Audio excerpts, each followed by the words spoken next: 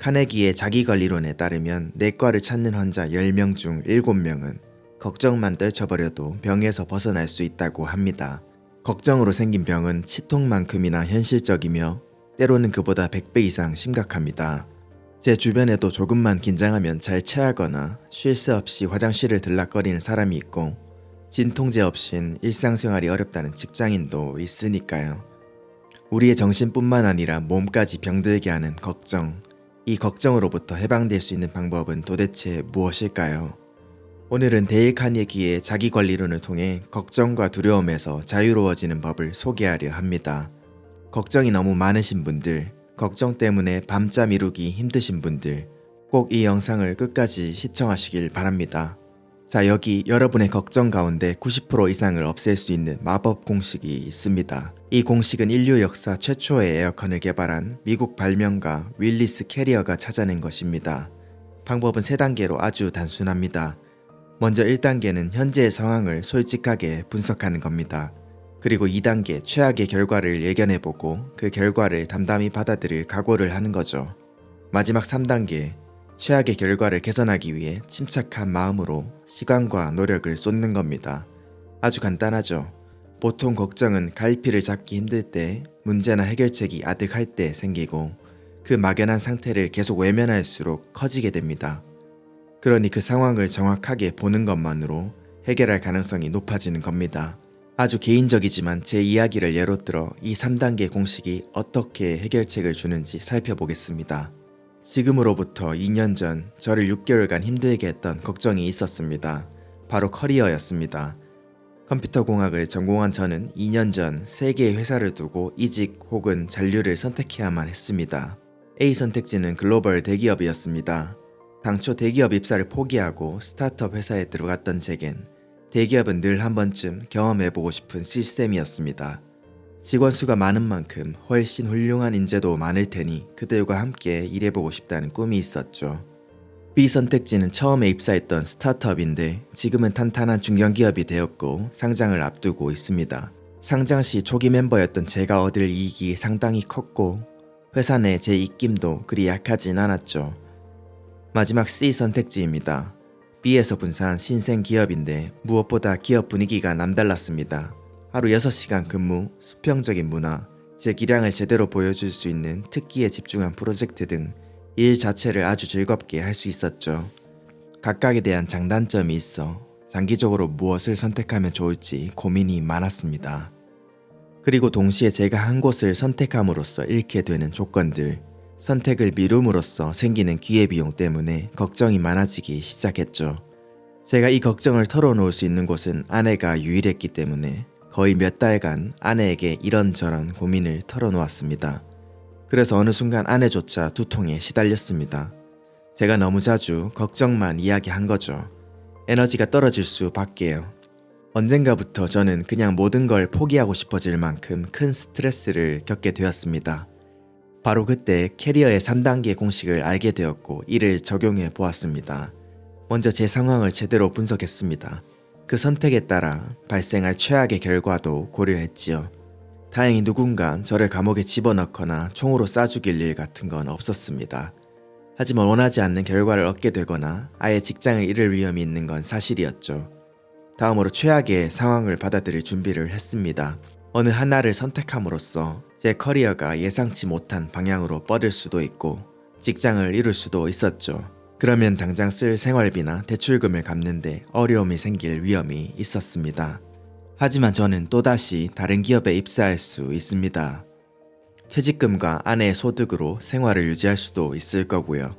최악이라고 생각했는데 그래도 그렇게 나쁘진 않았죠. 동시에 마음은 가벼워졌고 평온해졌습니다. 물론 3번째 단계가 남아있으니 아직도 전 기회가 있는 셈이었어요. 최악의 결과를 개선하기 위해 시간과 노력을 쏟기만 한다면 말입니다. 저는 3가지 선택지 중 가장 원하는 기업을 정했고 이에 위협이 될 수 있는 요소들을 하나씩 제거해 나갔습니다. 그리고 시간이 해결해 줄 수 있는 부분들을 기다렸죠. 점차 많은 부분들이 자연스럽게 정리되었고 결국 저는 제가 원하는 결과를 손에 얻었을 뿐만 아니라 저에 대한 평판도 긍정적으로 유지할 수 있었습니다. 만약 제가 아무것도 하지 않고 걱정만 하고 있었더라면 저는 어떻게 되었을까요? 아마 제 스스로의 결정보다는 남들의 의견에 휩쓸릴 가능성이 높았을 겁니다. 제 하소연을 듣던 아내와의 사이도 나빠질 수 있었겠죠.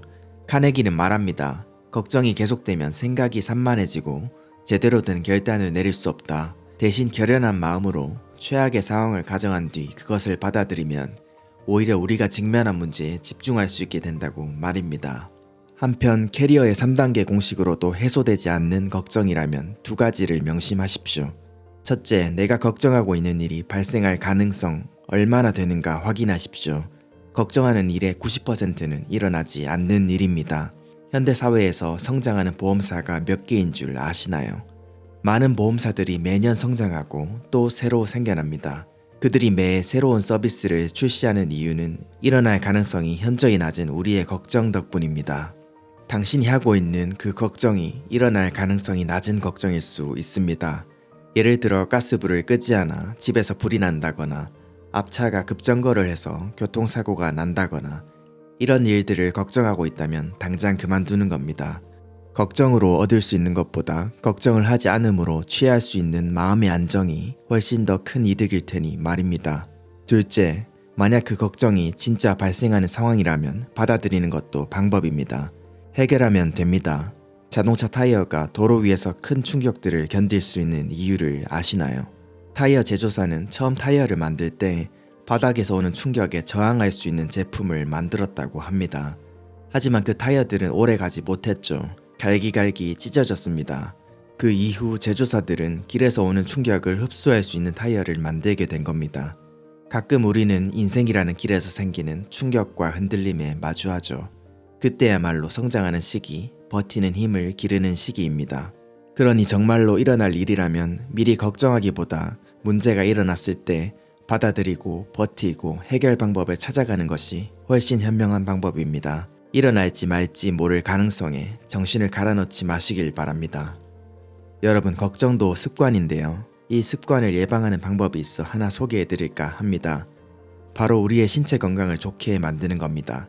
시카고 대학의 임상생리학 연구소 에드먼드 제이컵슨 박사는 긴장이 완전히 풀린 상태에서는 신경질적이거나 감정적인 상황이 존재할 수 없다고 단언했습니다. 다시 말해 긴장을 완화하는 것으로 걱정을 예방할 수 있다는 것입니다.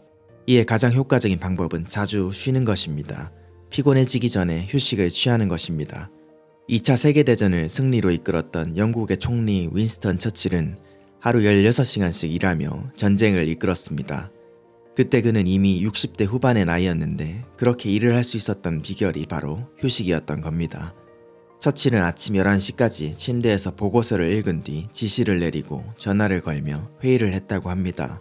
점심 식사 후엔 꼭 1시간씩 낮잠을 잤고 저녁이 되면 2시간을 잔 후에 늦은 식사를 했습니다. 그 덕분에 자정이 넘은 시간에도 활기차게 일을 할 수 있었던 겁니다. 저 역시 머리가 복잡해지는 상황이 오거나 신경 써야 할 문제가 생기면 가급적 짧게 휴식을 취하고 다시 책상 앞으로 돌아오곤 합니다. 그러면 한결 편안해지고 잠들기 전보다 훨씬 걱정이 줄어들기 때문입니다.